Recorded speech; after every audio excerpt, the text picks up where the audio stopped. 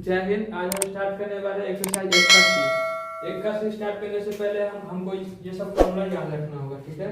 तो याद रखने के लिए हमें 7 पॉइंट है। 7 पॉइंट में जैसे पहला पॉइंट है वह संख्या जिसे P बटा Q के रूप में नहीं व्यक्त किया जा सकता है या नहीं लिखा जा सकता है, उसे हम अपरिमेय संख्या बोलेंगे। जैसे P बटा Q के रूप में जिसे लिखा जाता है उसे हम क्या बोलते हैं, परिमेय संख्या बोलते हैं। परिमेय संख्या ये हम बहुत दिन पहले लिखा दिए फर्स्ट वीडियो में। P बटा Q के रूप में जिसे लिखा जाता है उसे परिमेय संख्या कहते हैं, जहाँ Q is not equal to 0 होता है। क्योंकि Q अगर 0 हो जाएगा तो इसका मान अपरिभाषित हो जाएगा। किसी भी संख्या को अगर हम 0 से भाग देंगे तो उसका वैल्यू अपरिभाषित हो जाएगा, ठीक है, अनंत हो जाएगा। तो यहाँ भी कहा गया है वह संख्या जिसे P बटा Q के रूप में व्यक्त नहीं किया जा सकता है। PQ पूर्णांक है, PQ क्या है, तो PQ पूर्णांक है और Q is not equal to 0। यहाँ भी Q 0 नहीं होना चाहिए। एक क्या है, अपरिमेय संख्या है, जैसे कि √2, √3, √5 और पाई। पाई जैसे कि ये हमारा पाई है, ठीक है। पाई का वैल्यू हमारा होता है 22/7। तो 22/7 जो है वो परिमेय संख्या है, ठीक है। 22/7 परिमेय संख्या है, पर पाई का अगर वैल्यू पूछ रहा है तो यह परिमेय संख्या है, ठीक है। अगर क्वेश्चन में अगर लिखाएगा क्या कि 22/7 परिमेय है या अपरिमेय, तो 22/7 क्या होगा, परिमेय होगा, क्योंकि ये P बटा Q के रूप में है। अगर हमसे पूछेगा पाई क्या है, पाई हो जाएगा अपरिमेय संख्या, ठीक है। पाई अपरिमेय संख्या है पर इसका वैल्यू परिमेय संख्या है। पाई अपरिमेय संख्या है, यह पाई आदि एक अपरिमेय संख्या है। जैसे कि √P, जैसे √P को हम क्या मान रहे हैं, P अभाज्य संख्या है। जितना भी हम देखते हैं जैसे कि √2 है, √3 है, √5 है, इसके बाद क्या है √6 क्या है, ये भी अपरिमेय संख्या है। पर ये √6 जो है पर क्या है, अभाज्य संख्या नहीं है। पर यहाँ कहा गया रूट के अंदर अगर अभाज्य संख्या हो, ये क्या है, अभाज्य संख्या। रूट के अंदर अभाज्य संख्या है, ठीक है। तो रूट के अंदर अगर अभाज्य संख्या है तो वो हमेशा अपरिमेय होगा, ठीक है। रूट के अंदर तो जैसे कि हमारा √4 अब क्या है, अभाज्य संख्या नहीं है। तो √4 का तो वैल्यू होता है 2, तो ये तो परिमेय संख्या हो गया। जैसे √16 का मान 4 होता है, √25 का मान 5 होता है, तो ये सब क्या है, ये सब तो परिमेय संख्या है। √4, √16, √25, √121, √144, ये सब क्या है, परिमेय संख्या है। क्यों, क्योंकि इसका वैल्यू निकाल सकते हैं तो 11 आ जाएगा, इसका 12 आ जाएगा, ठीक है। क्योंकि इस सब का मान निकल सकता है। जो रूट के बाहर जो आ रहा है वो हमारा परिमेय हो जाएगा, जो रूट से बाहर नहीं निकलेगा वो अपरिमेय हो। जैसे कि √2 का मान नहीं निकलेगा, √3 बाहर नहीं निकलेगा, √5 भी बाहर नहीं निकलेगा, ये क्या हो जाएगा, अपरिमेय संख्या हो जाएगा, ठीक है। और अभाज्य संख्या का तो पता है किसी से विभाज्य नहीं होता है। जब ये किसी से विभाज्य नहीं होगा अभाज्य संख्या तो उसका तो वर्गमूल निकलेगा नहीं। तो वर्गमूल निकलेगा नहीं तो ये हमेशा रूट के अंदर कभी भी अभाज्य संख्या देखो वो हमेशा अपरिमेय होगा, ठीक है। वही क्वेश्चन नंबर पॉइंट नंबर 1 में। पॉइंट नंबर 2 में आते हैं। एक अपरिमेय संख्या का ऋण मीन्स माइनस साइन, ठीक है, अपरिमेय होता है। जैसे कि -√2 ये भी अपरिमेय होगा। इसके आगे अगर हम माइनस भी लगा दें तो वो भी अपरिमेय ही होगा, ठीक है। पॉइंट नंबर 3, एक परिमेय और एक अपरिमेय संख्याओं का योग और अंतर अपरिमेय ही होगा। जैसे कि ऐसे दिया गया जैसे कि हमारा √2 अपरिमेय संख्या है। इसमें अगर हम परिमेय को जोड़ दें या फिर 6 में अगर √2 को जोड़ दें तो ये भी हमारा अपरिमेय हो जाएगा, ये भी अपरिमेय हो जाएगा। अगर इसका अंतर कितना है, √5 प्लस वाला हो गया, माइनस का करते हैं 7 कर देते हैं, या फिर 9 - √5 कर, ठीक है। अपरिमेय संख्या को अगर परिमेय संख्या के साथ अगर हम जोड़ रहे हैं, जैसे कि एक परिमेय संख्या और एक अपरिमेय संख्याओं का योग में होता है प्लस, दोनों प्लस, और अंतर में होता है माइनस, ये दोनों माइनस। अगर अपरिमेय संख्या परिमेय संख्या और अपरिमेय संख्याओं का अंतर हो या योग हो, दोनों हमेशा अपरिमेय ही होगा, ठीक है। अगर उसको हम घटाएंगे तो भी अपरिमेय, जोड़ेंगे तो भी अपरिमेय ही होगा, ठीक है। यदि a एक अपरिमेय संख्या है, जैसे कि एक a हमारा है, a क्या है, अपरिमेय संख्या। अपरिमेय संख्या हम कोई भी मान सकते हैं, जैसे कि मान लो √2 एक अपरिमेय संख्या है, ठीक है। तो यदि a एक अपरिमेय संख्या है तो 1/a, जैसे कि 1/a कहने का मतलब 1/√2 ये ना हुआ कहने का मतलब। यहाँ पे क्या कर दिया, ए एक अपरिमेय संख्या है तो 1/a, तो 1/, जैसे कि a हमारा अपरिमेय संख्या √2 है तो 1/a अपरिमेय संख्या 1/√2 होगा, ठीक है। तो जैसे a हमारा अपरिमेय संख्या वैसे 1/a भी अपरिमेय संख्या ही हुआ, ठीक है। वही कहा गया है यदि a एक अपरिमेय संख्या है तो 1/a भी अपरिमेय संख्या ही होगा, ठीक। अब आते इसमें एक परिमेय में जो 0 ना हो, ठीक है। परिमेय संख्या मतलब 0 नहीं हो, √0 ये परिमेय संख्या नहीं है, फिर भी कहा गया है 0 नहीं होना चाहिए, ठीक है। अगर 0 हो जाएगा तो 0 को अगर हम किसी से भी गुना करेंगे, भाग करेंगे तो 0 होगा या अनंत होगा, ठीक है। फिर आते हैं एक परिमेय और एक अपरिमेय संख्या का गुणनफल मतलब मल्टीप्लाई और डिविजिबल मतलब भाग, मल्टीप्लाई और डिवीजन अपरिमेय ही होगा, ठीक है। अपरिमेय संख्या को अगर हम गुना करेंगे या फिर भागा करेंगे, ठीक है, तब भी वो हमेशा अपरिमेय ही होगा, ठीक है। वही कहा गया पॉइंट नंबर 5 में, एक परिमेय संख्या और एक अपरिमेय संख्या का गुणनफल और भागफल अपरिमेय होता है। पॉइंट नंबर 6, यदि अभाज्य p, अभाज्य क्या है p अभाज्य कोई संख्या है, जैसे मान लें कि p एक अभाज्य जैसे कि 16 है, 16 को अगर दो क्या है, 2 अभाज्य संख्या पता है ना, 2 एक सम अभाज्य संख्या है, जैसे कि 16 है, ये किसका स्क्वायर है तो 4 का स्क्वायर है और ये 2 है, ठीक है। जैसे कहा गया p हमारा 2 है, q स्क्वायर को हम मान लिए हैं खुद से 4 का स्क्वायर 16 हो जाएगा।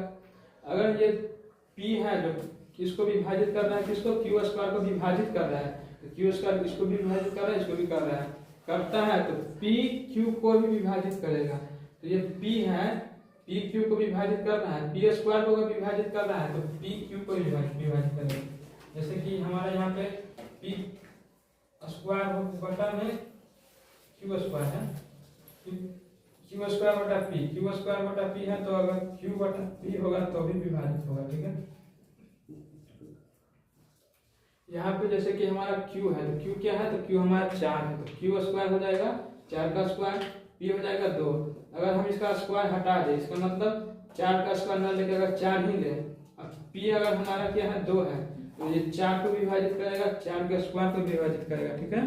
वही कहा गया यदि अभाज्य p q स्क्वायर को विभाजित करता है तो p q को विभाजित करेगा, तो p ये p है जो q को विभाजित करेगा, q स्क्वायर को विभाजित करेगा, वही बोल रहा है।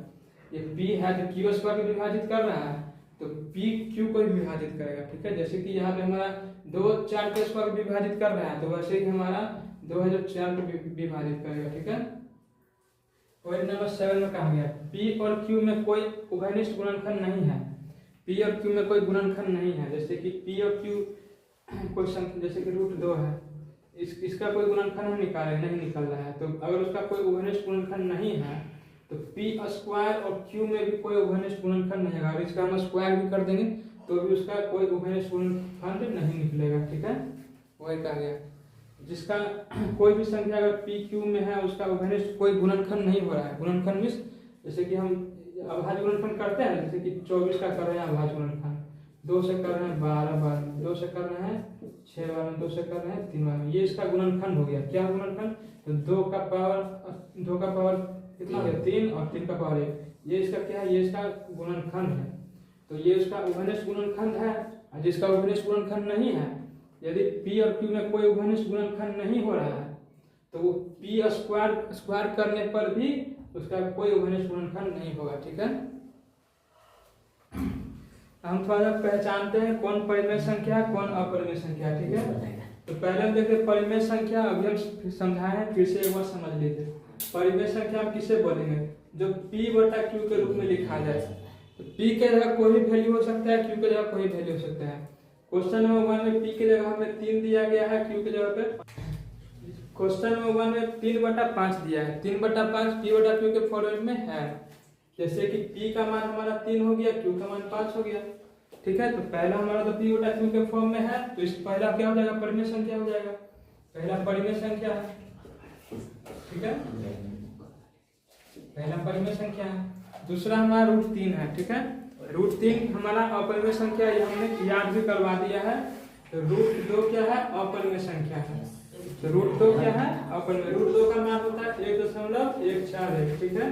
√3 का मान होता है 1.732, √5 का मान 2.236, ठीक है। पाई का वैल्यू होता है 1.314, ठीक है। ये सब वैल्यू याद कर लीजिएगा। आते हैं क्वेश्चन नंबर 2 में। क्वेश्चन नंबर 2 है √2 का मान क्या है। √2 का मान है 1.14 है। क्वेश्चन नंबर 10 में वही दिया है 1.414, ठीक है। 1.414 दिया गया है, जो कि क्या है अपरिमेय संख्या है, क्योंकि डॉट डॉट दिया गया है, डॉट डॉट डॉट दिया गया है, वो हमारा हो जाएगा। जैसे कि इसका मतलब आगे बढ़ रहा है संख्या, इसका भी वैल्यू आगे बढ़ते जा रहा है, ठीक है। इसका वैल्यू आगे बढ़ते जा रहा है।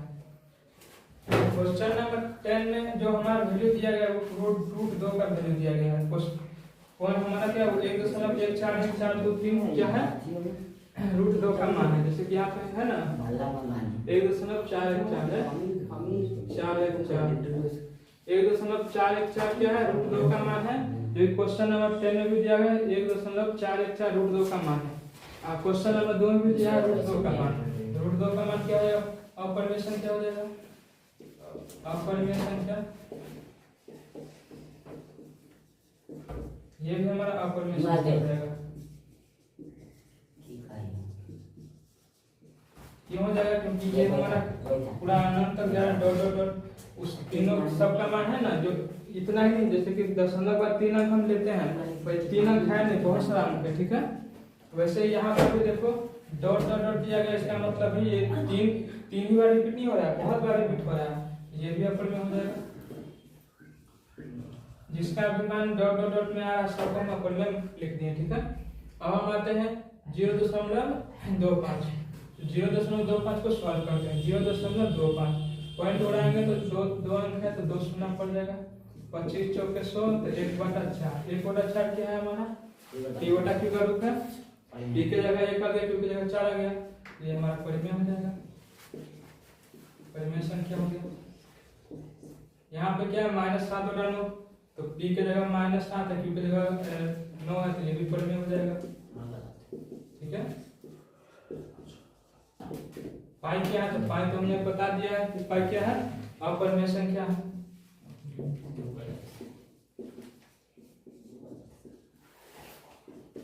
चार क्या है नॉर्मल 4 है, 4 के नीचे कुछ नहीं तो 1 है, 4 के नीचे 1 हो सकता है, तो 4 क्या है, 4 क्या है 4 परिमेय संख्या है। ये P हो गया, ये Q हो गया। नॉर्मल भी 4 कोई भी अंक संख्या है ना, प्राकृतिक संख्या 1 2 3 4 प्लस 100 तक, वो सब हमारा परिमेय संख्या है। जब तक उसमें रूट नहीं आएगा तब तक वो सब परिमेय है। जैसे कि इसमें रूट नहीं है परिमेय, इसमें नहीं है परिमेय, इसमें नहीं है परिमेय। और यहाँ पे जैसे कि ये यहाँ पे √16 है, ठीक है, √16 ये √16 रूट से बाहर आ जाएगा 4, तो 4 तो हमारा परिमेय है, तो ये भी हमारा √16 भी परिमेय हो जाएगा। जैसे हमारा 4 परिमेय संख्या है, ठीक है, 4 हमारा परिमेय संख्या है, वैसे हमारा √16 का मान 4 होता है। जैसे हमारा 4 परिमेय संख्या है, वैसे √16 भी हमारा परिमेय संख्या हो जाएगा, ठीक है। √16 का मान 4 ही होता है। अब आते हैं 0/5। 0/5 क्या होगा, 0 को हम भाग दे रहे हैं 5 से, ठीक है, तो इसका मतलब 0 आएगा। 0/5 का मतलब 0, अब 5/0 करेंगे तो अपरिभाषित। अगर किसी भी संख्या के नीचे में अगर 0 आ रहा है तो अपरिभाषित, ऊपर में 0 आ रहा है तो 0। तो 0 क्या है परिमेय या अपरिमेय, 0 परिमेय संख्या हो जाएगा, ठीक है, 0 परिमेय संख्या हो जाएगा। और अपरिभाषित हो जाता है तो अपरिमेय हो जाता है, क्योंकि इसका मान नहीं पता है, जिसका मान पता है वो परिमेय, ठीक है। इतना याद रखना।